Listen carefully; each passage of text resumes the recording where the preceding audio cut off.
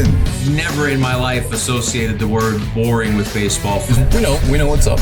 Me? Yeah. Famous? Yeah. And I'm like giddy over there smiling like, we're about to win this shit. Did everyone give you crap? Give me a good host story. I'm not picking it up. We both love the game. We talk about it every day. Getting on baseball. Having some popcorn, you're fooling around your phone. I'd have to wait in line for 3 hours. Hang on, because it's about to be a wild ride. Another episode of Pitch and Moan. I'm your host, Courtney Finnicum, and I'm with new White Sox pitcher, David Sandlin. David, welcome to the show. Thank you for having me. Excited. I very much appreciate you. I know you just literally got to Arizona like 2 days ago, right? Yes, we drove in, me and my wife, on, what would that be, Friday, got in Friday. The fact that you are jumping on right now is awesome. I really do appreciate your time. And I always like to do this with the new guys. I am the first person that's going to be interviewing you, right? Am I the first? Yes, first White Sox, yes. I love that. That I do love. Well, let's just jump right into it. Obviously, you were part of a fairly big trade for the Chicago White Sox coming from the Red Sox, with Jordan Hicks as well. But Chris Getz, the GM of the White Sox, seems really, really excited for you, which is awesome. There's definitely some expectations, which is great. What was your personal first reaction to hearing about the trade? I would say shocked. Obviously, part of me thought it was a possibility this offseason. And then it was just getting so close to camps that I was like, okay, I'm just getting ready to go down to Fort Myers. Was getting all the traveling plans, had the house set up down there, and then was on my way home from church with my wife, and I saw the Breslow's phone number pop up, and I looked at her and I said, I wonder where we're going. Oh my gosh. Yeah, so I kind of knew there was only one reason why he was calling on a random Sunday. Right. But I think that it was shocked, but then obviously just excited about the new opportunity, and then excited to know that I knew some of the guys over here, playing with them in the Boston system, and some of the guys I worked out with in the off season. So just super excited to get back to baseball either way. So what exactly did Breslow say to you? Was it a quick conversation? Was it, what did how did he say it, and what exactly did he say to you? I'm always curious about those conversations. It was pretty quick. Just how you doing? Hey, just wanted to let you know we traded you to the Chicago White Sox. It was pretty quick, which is from my 2 times being traded is pretty standard. Makes sense. Obviously makes sense. You had mentioned that you knew some of the players on the team already. Who are some of those guys that you know, and what's your relationship with them? So obviously Teal, Chase, Wiki, those guys that came over from Boston, playing with them in Portland or wherever it may have been, and then in the offseason in Oklahoma City, Davis Martin was also training at the facility with me. So I got to meet him, and he's kind of been someone that's showed me around these first few days, kind of took me under his wing, showed me the ropes. And then Chris Murphy as well. Got to see him again today, him being with Boston and then AAA with me last year. Someone really helped me kind of in that transition to the bullpen and the mentality of it and kind of how to act like a pro. It's funny. Davis Martin is officially the oldest tenured White Sox member now. I'm not sure if he's like truly the veteran of that team. He is the longest standing member of the Chicago White Sox, which is kind of crazy to think about, because I think he's 29 maybe. Yeah. He's a fairly young guy himself, but I do love hearing that he's kind of taken you under his wing and shown you kind of that leadership and that veteran presence. That's awesome. Yeah.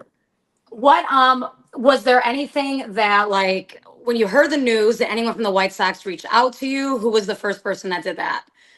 So the first phone call was from Getz, calling me saying he's fired up, and just from talking to him, I got fired up, getting ready to get down here.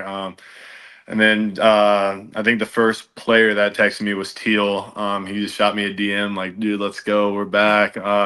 Just getting excited for me to be down here. So that was a good feeling. But kind of talked to the front office, the pitching department, and everything. Just getting the plan with them, getting down here when I was getting down here, when we can get going off the mound and everything like that. I think everybody's kind of fired up to finally get going. Baseball's back, and especially now the Super Bowl's over. So Yes. we're just excited to get off the mound, get hopefully the hitters here in a couple weeks, and start playing games here soon. Ahead of that, what did you know anything previously about the White Sox? Obviously, I know Chris Getz reached out to you, but is there anything that you've learned previously in these last 4 or 5 days that kind of interests you or that encourages you? Anything that you know of that you've heard so far that's exciting to you? I mean, I would just point out the young core, the young roster that they have. It's been awesome because it makes it really easy to transition, obviously, into my first big league spring training as well, where it's a lot of young guys that are either in their maybe second or third. So it's not as nerve wracking to be around guys that I don't know maybe are on their 10th or 11th year in the bigs, and I'm just trying to not be the dumb rookie. So just being around those guys that went through it last year or the year before has made it very, very comfortable. And then obviously it's really exciting that a young team just sets up a lot to where anything can really happen. And there's really some not I wouldn't say expectations, but there is a certain level of positivity that's going on with the White Sox that has been missing these last few seasons. I mean, obviously the signing of Murakami is very exciting to the Southsiders, right? I mean, that's a big name. The fact that the Sox got involved in that and signed him, really, really big deal. 2 weeks ago we had Sox Fest here in Chicago as well, which was a really positive experience for a lot of the fans, drove a lot of excitement. And then obviously this trade has really brought some excitement as well too. Along with the players, though, there's also some new coaches as well too, including your new pitching coach Zach Bove. Has Zach reached out to you at all? I mean, obviously you're in the middle of camp now, but how much has he talked to you about your progression or your role or anything like that?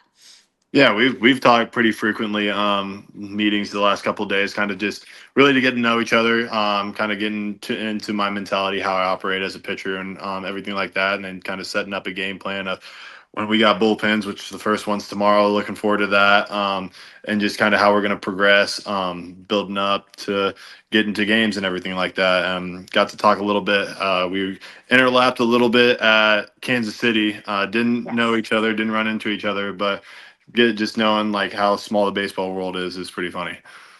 And it is very, very funny. I mean, it is a very small world, like you mentioned. I mean, the Sox have had, more than one big trade with the Boston Red Sox. So it is Right. kind of just like an overlapping of guys coming together. And I mean, one thing that has really been very, very obvious with this new core, this young core, is like this. There's everyone's kind of a bunch of good, really good guys on this team, like, and it's good to see that this is a team filled with baseball players. And I mean, I remember I interviewed Chase Mydroth a couple weeks ago, and he said that, we're a group of baseball players and we love the game and we want to win. So on that note, you mentioned about like what kind of pitcher you are. You've been talking to Bove about that. What do Sox fans have to be excited about your style of pitching? I mean, I just compete my tail off. Anytime I'm out there, my goal isn't to go 9 innings or whatever it may be, or a certain stat line. It's just to put the team in a position to win, whatever that may look like.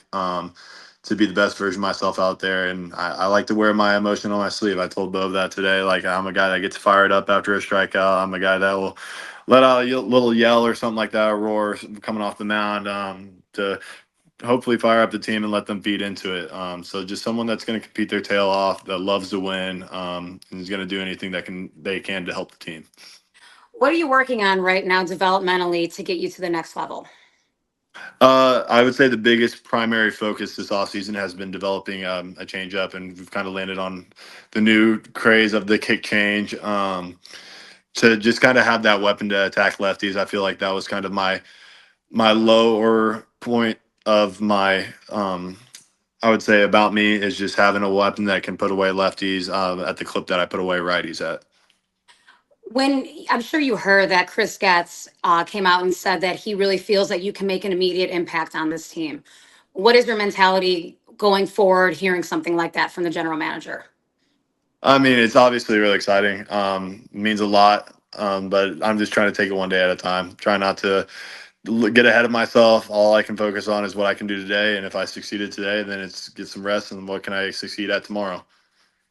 So what do you know about the city of Chicago? I'm sure you've been here a couple times, or maybe you haven't. Have you been here? I've been there once. It was for Okay. actually my best friend in high school. We went up for his 16th birthday. So it's been 9 years now since I've been up there. We went in the Willits Tower.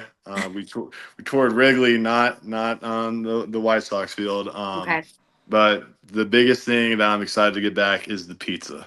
I That was literally the question I was just about to ask you. That I wanted to see if you had a chance to try our pizza. Now, I'm not sure if you know this, but of course I'm here to, as a true Chicago, I'm here to educate you on this. We have two styles. So we obviously have the deep dish, which Right. we're very unique from. But we also have something that we call tavern style or our thin crust as well. Which Mhm. one did you have? Did you have our deep dish, I assume? Yes, I went to Giordano's and got Okay. the deep dish at Giordano's, and then I've actually had people recommend because I think someone mentioned it on Twitter, and I'm very active on Twitter. That's another thing the fans can know is I'm just a normal person. You can have a conversation with me. Um, but someone mentioned the food, and I got a lot of response to tavern style. I have to try tavern style, so now I'm looking forward to that. Well, we will get you in the right direction of some good tavern style because honestly, um, and I'm not just being biased because I am a pizza connoisseur, but tavern style blows away anything from New York in my opinion. So I need to get your 411 on this. It's very Okay. important. Yeah. And another piece of advice I will give you, you can still call it the Sears Tower, not the Willis Tower. Okay. I see. I didn't know that. See, now you know. Now you know. It's okay. You're being very politically correct with the correct name, but it is still the Sears Tower. All right. Gotcha.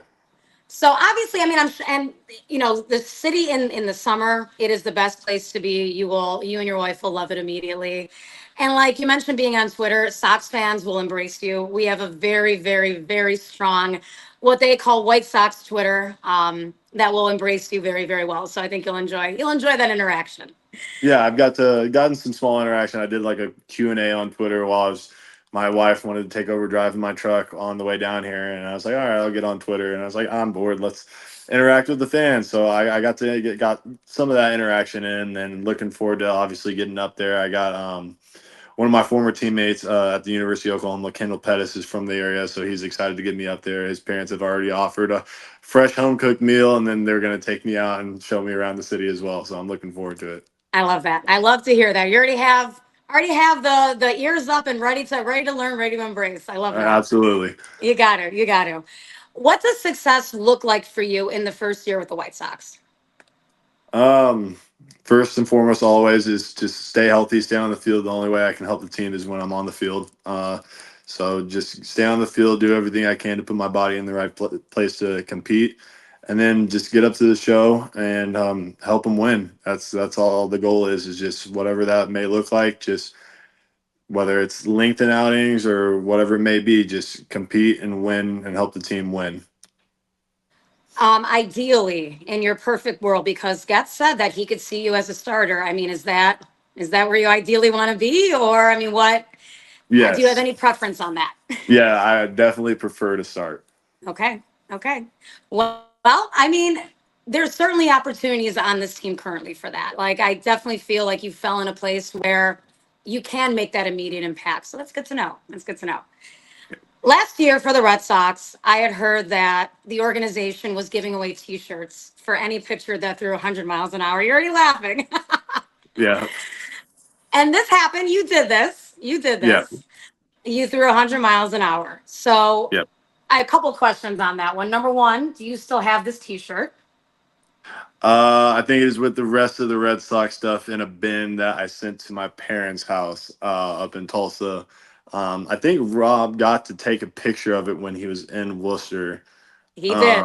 Yes, and so that was my shirt that I got to let him see. And then we actually had a shirt the year before so I have two different shirts that are both the 100-mile-an-hour club, and Throw Fuego, I think is what our motto was. So I was going to ask you if you had brought that shirt to Arizona with you, but apparently it's already in a bin tucked away. Yes, yes. So was the other one, even when I was still on the Red Sox, because to me, I was like, I got to earn it again. So Oh, I like that. I like that. So how many, I mean, what pitch are you currently working on that you're most proud of? I mean, obviously you can throw 100, but like, is there something else in your arsenal that will impress Sox fans and impress the organization that you're most proud of? I would say from the last pin, both the sweeper and a curveball, just getting the consistency because they show the flashes. And the biggest thing was just getting the consistency of the similar shapes and then getting it to advantage parts of the zone. And just the way I executed the last bullpen I threw in Oklahoma with the curveball down and the sweeper down and away, it was really exciting to see. So you had mentioned though, keeping, obviously working to get up to the show and whatever that looks like in your capacity. How do you sort of keep your mindset when you're sort of on the fringes of the roster from minor league to major league? Like, how do you keep your mindset focused on the big picture ahead? Because I mean, I'm sure that can be tough, right? I mean, Yeah. I would say the biggest thing is just competing with myself because that's all I can do. I can't control how any other guy may pitch. I can't control what their decision may be. All I can control is how I go out there, the effort I give, the work ethic that I have, and how I perform. So the focus is just, hey, did I get better in some aspect today? All right, let's build off of it and go into the next day. and that's really what the key is, obviously going into the next day, taking things day by day. I've always heard pitchers specifically say you have to have a short memory in this game, right? Yes. And it sounds like you have that similar mindset, like, okay, let's turn the page and focus on the good, right? Yeah, I like to give myself if I may have a rough outing or something I didn't like. Me and my wife actually helped come up with this rule of it's 15 minutes. I get 15 minutes to maybe I guess beat myself up or be pissed off, and then it's all right. That's done. We're on to the next. I actually really love that. I think I need to inherit that. Just 15 minutes. If I'm pissed about something, give it 15 minutes to be pissed and pout and then move on to the next thing. That's some very good advice. I like that. So outside of baseball, you mentioned you're married, you're a normal guy, you're on Twitter. Is there anything unique that hobby wise that White Sox fans should know about you? Love to play video games. That's probably too much. I've slowed down on it a little bit. But video games, golf, really just anything that I can be competitive in to get that competitive itch. But those are the two main that I really enjoy doing. So, as somebody that really doesn't do much gaming whatsoever, what is a video game that you particularly enjoy the most? Enjoy is a strong word because I I get know. too competitive in it and then I get frustrated. But me and my buddies, we play a lot of either Fortnite, college football, Rocket League. Really, just it doesn't matter. We kind of rotate games. I've been talking to Teal because he's big into Rocket League that I need to start playing games with him. But I think I got to work a little bit to get to his level of playing. So. Well, Kyle Teal is Mr. Energizer Bunny, isn't he? I mean, Oh he's yes, just he's the man. he is completely the man. I mean, that guy, I think I have like high energy. Like he makes me seem like I'm very passive. Like he's just constantly boom, boom, boom. I mean, Oh he's yeah. on another level. Yeah, I love it. I wouldn't have it any other way because it's just something that you can build off of from your catcher. So it's awesome. So a question that I've asked a couple White Sox people about since they signed Murakami. I'm not sure if you've heard. I'm sure you have at this point. Yeah, But you're already laughing. I already But know where it's going. okay, tell me where it's going because I'm dying already. Go ahead. Tell me where it's going. Are you talking about the bidet situation? Of course I am. Of course I am. Yes. So, okay, number one, couple questions. Number one, have you ever used a bidet before? I have not. Oh my gosh. So I've had Mike Vassell on a couple times and I had him on last week. And talk about a great guy full of energy. I'm not sure if you've met him yet or come across him, but he's amazing. You'll love him. And he also has not used a bidet before. Now, I am the biggest fan of the bidet that you can imagine. And I will tell you what I told him. Once you go bidet, you don't go back. Okay. See, I have my roommate from the University of Oklahoma. I guess he got on it a year ago and has been trying to convince me for a full year to get one for my house or whatever. And he first thing he texted me after the trade and then that came out, he said, now you have to try it. You have to. Now, I guess what I want to know, and I asked this with Mike as well, is there only going to be one toilet in the clubhouse that has a bidet? Because that's gonna, you might be Yeah, waiting that for might be a the. problem. There's going to be a line in the bathroom now, so that might be the problem, or my excuse of why I don't get to it is because I didn't want to wait in line that day. And that's what I'm worried about. We have to try to avoid this. So I'm hoping all the toilets somehow have it. Like that would really, I feel, solve a lot of the issues here. Because the people that haven't had to this pleasure of using it, you guys have to use it. Like I cannot express it enough. And as I said as well, like the seat needs to be heated too, because that is just an added, See, I it's an can get added behind bonus. that. I can get behind it because there's nothing worse than waking up in the cold morning. Thank you. Thank you. I mean, it is a game changer. So I will be very curious if and when you use it. And I'll do a little Twitter review if I get around to it. please do the Twitter review. I mean, first of all, Sox fans would love that. They would love that interaction. But for me, as such a bidet connoisseur that I am, I need to hear the review. I have All to. right, I got you. I will hold you to that now. I All will hold right, you to that. sounds good. One final question for you, Dave, and I do appreciate your time as you just got to Arizona and you're kicking off spring training. I always like to ask this question because it really is important, I think. Why is baseball not boring to you? I I'm putting mean, you on the spot. it's to me, and I mean, I was just infatuated actually watching the video the other day from Deion Sanders. It's like just how hard it is, the amount of failure that really any baseball player endures is unlike really any other sport. That's why it's not boring. Like you get to watch a guy stuff that's not even supposed to be physically possible. Humans aren't supposed to throw a ball 95 miles an hour or harder. Like, and then that's like, is that I think that's why that so many people are infatuated with it. And then someone that can fail 7 out of 10 times, and all of a sudden you're one of the all-time greats. If you do that over your career, it's a game of failure, and to see people succeed at such a hard game, that's why it's not boring. It's a great answer because, and I like just want to add on to that too, because you made a great point about the best hitter allegedly fails 7 out of 10 times at the plate, right? Right. That's what they say. I mean, that's an incredible stat. The fact Yeah. that there's still so much failure in this game, yet you're considered one of the best if you succeed 3 out of the 10 times. Like that's insane. Absolutely. That's Yeah. insane. And that is a unique game in that regard, you know? Right. And I'm not, did you watch the Super Bowl this week? Yes, I did watch it and was very let down with how it was for 3 quarters.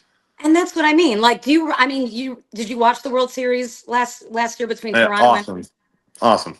I mean, there's no comparison, right? There's no No, comparison. not close. It's not even close. So to me, it goes World Series and you can't touch it. And then maybe the Super Bowl, depending on who's playing. But nobody touches baseball playoffs. Nobody. No, That's why it is the best game in the world with the best athletes in the world. And that is the truth. absolutely. I 100% agree. David, it was a pleasure having you on. Good luck this season. I will look forward to seeing your progression. And most importantly, I will look forward to your bidet review. Sounds good. Thank you for having me on.